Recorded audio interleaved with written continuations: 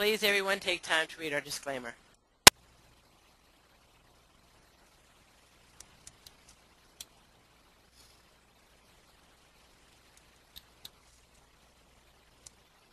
Okay. The world according to Stephen Horn. Very much so. Okay, let's get started. Okay. This picture is compliments of Tara Belderock. It was her idea, which I thought was so cute, with little dogs hanging by their butt. I can't believe you say that. Well, it's true. You're the one that came up with the idea, and I think it's so cute. I know, but I didn't actually draw it. I just had the idea. You drew it. Oh, no, actually, I didn't draw it. I copied and pasted several times is what I did. Well. Okay, so this class, as all classes, please feel comfortable in sharing information. Please feel comfortable in asking questions. That's why I have it, so that everybody can talk, is because it makes a better class. I hope everybody got their handouts. If not, you email me or Gloria and we can send you the handouts. You will have all these steps of how to make a baby. And this is how I kind of taught it the first time. But I don't go into all that, this kind of stuff. This is not my cup of tea. So I'm going to explain it a little more simply. All right? Basically, all that this stuff says that we're going to cover on here.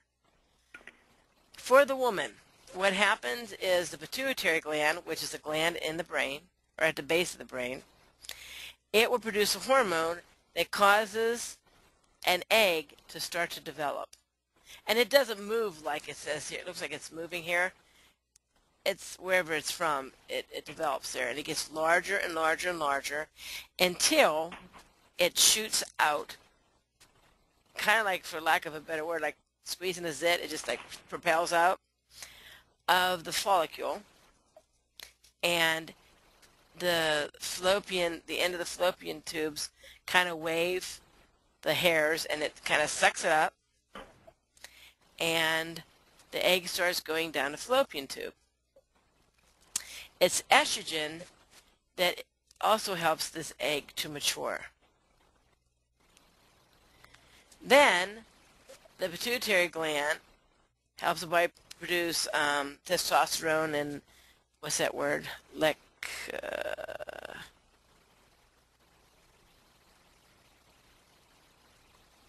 lutein. Anyhow, it produces a hormone that tells the little testes to produce sperm, and it goes through the prostate, and then conception is, or the sperm is introduced into the uterus.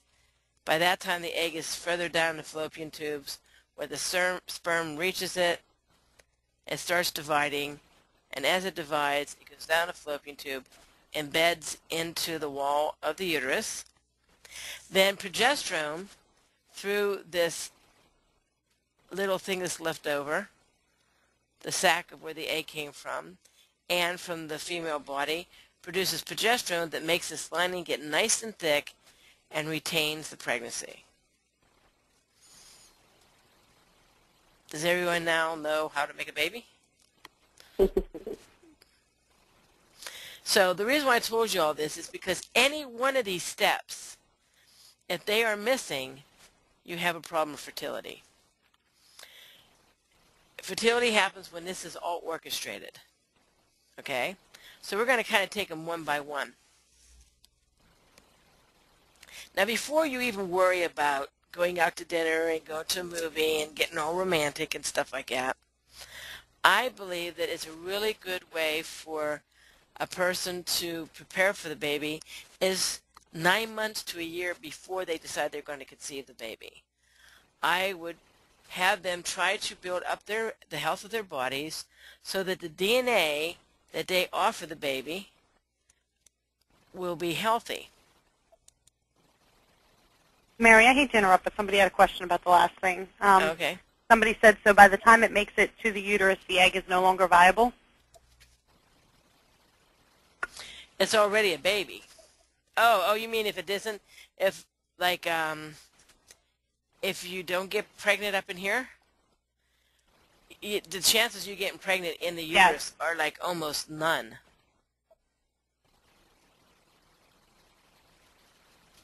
Okay? He said, okay, I see. Yeah, so right here, because it takes about 3 days for it to come down here. And after that many days, the eggs are not exactly baby material anymore. Good question. He said, thanks. Now, to change the DNA, an example of that, let's say I have weak lungs and my husband is a smoker and he has weak lungs.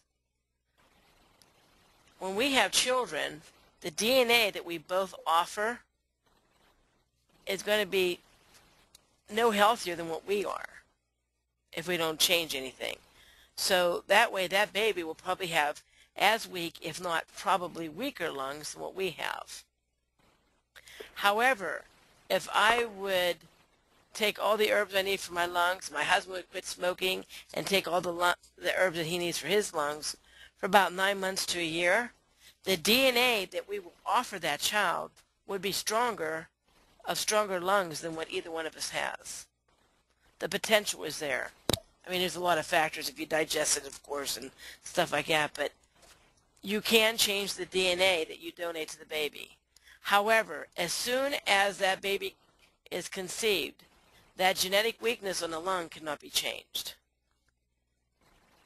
So if you got pregnant today and you decide, you know what, I'm going to start eating healthy, you haven't completely missed the boat, but pretty close. You're hanging onto a rudder or something like that, because you can only do so much while the baby is developing. So does anybody have any questions about preparing for the pregnancy? And I believe that women who are going to have multiple children, you know, large families, which I think is absolutely wonderful, I would say that they should maybe even stay on certain herbs and a prenatal all their reproductive life to make sure that those nutrients are where they need to be.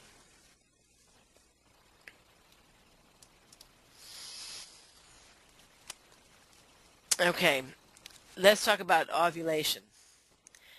Whenever, there's a couple ways of telling whether or not a woman is ovulating. You can mark on a chart to see when you ovulate, or there's a Billings method where you take some of the fluidy discharge, and you should be able to stretch it without it snapping very easily.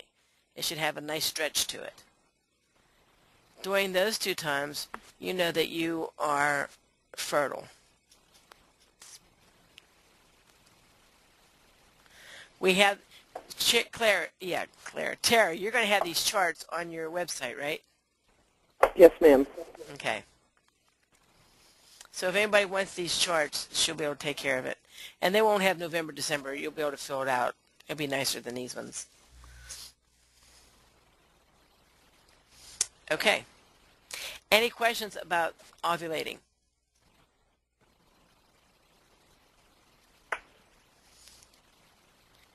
For women who skip periods, if you skip a period, you didn't ovulate that period. I mean, during that time.